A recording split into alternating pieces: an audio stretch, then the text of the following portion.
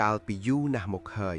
នៅក្នុងភូមិតូចមួយដែលព័ទ្ធជុំវិញដោយព្រៃធំនិងស្រះទឹកចាស់ចាស់មានផ្ទះឈើចាស់មួយស្ថិតនៅចុងភូមិប្រជាជនភូមិហៅវាថាផ្ទះខ្មោចព្រោះនៅពេលយប់មនុស្សជាច្រើនបានឮសំឡេងចម្លែកចេញពីផ្ទះនោះគេនិយាយថាកាលពីសម័យមុនមានគ្រួសារមួយរស់នៅក្នុងផ្ទះនោះ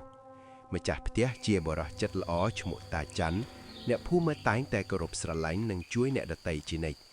ប៉ុន្តែមួយថ្ងៃមានភ្លៀងធំនិងខ្យល់កន្ត្រាក់យ៉ាងខ្លាំងនៅយប់នោះគ្រួសាររបស់តាច័ន្ទបានបាត់បង់ជីវិតក្នុងហេតុការណ៍អាថ៌កំបាំងមួយចាប់ពីថ្ងៃនោះមកផ្ទះនោះត្រូវបានទុកចោលហើយមនុស្សភូមិជឿថាវិញ្ញាណរបស់ពួកគេនៅតែរស់នៅទីនោះឆ្នាំក្រោយៗមកមានក្មេងប្រុសម្នាក់ឈ្មោះសុខា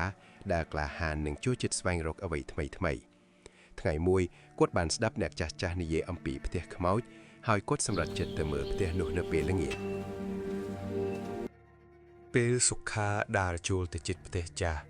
គាត់ឮសំឡេងខ្យល់បក់តាមបង្អួចឈើគ្រុបខ្យល់ធ្វើឲ្យទ្វារចាស់បើកបិទដោយខ្លួនឯងបេះដូងគាត់ដុកដាក់លឿន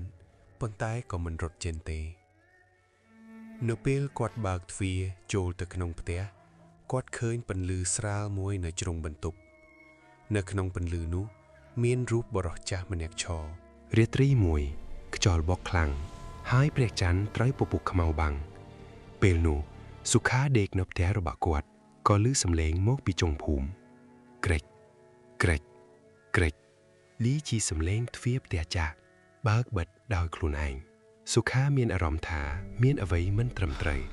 គាត់យកចង្កៀងហើយដើរទៅមើលម្ដងទៀតពេលគាត់ទៅដល់ផ្ទះនោះខ្យល់ត្រជាក់បក់កាត់ខ្លួនគាត់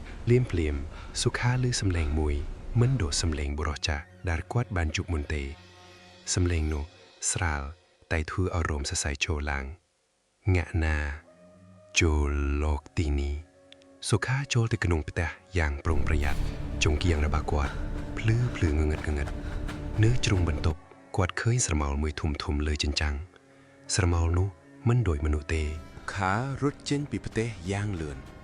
នៅពីក្រោយគាត់សំឡេងខ្យល់សំឡេងទ្វារនិងសំឡេងអ្វីមួយស្រែកស្ទើរដូចមនុស្សព្រឹកថ្ងៃបន្ទាប់សុខានិងអ្នកភូមិមួយចំនួនបានទៅមើលផ្ទះនោះវិញប៉ុន្តែអ្វីដែលពួកគេឃើញធ្វើឲ្យគ្រប់គ្នាស្ងាត់ផ្ទះឈើចាស់នោះបានរលំទៅពាក់កណ្ដាលចាប់ពីថ្លៃនោះមកសំឡេងចម្លែកនៃចុងភូមិបានបាត់ទៅមនុស្សភូមិបានសាងសង់ស្រះតូចមួយនៅទីនោះហើយដាំដើមឈើជាច្រើនដើម្បីរំលឹកដល់វិញ្ញាណអ្នកថែផ្ទះដែលបានការពារភូមិ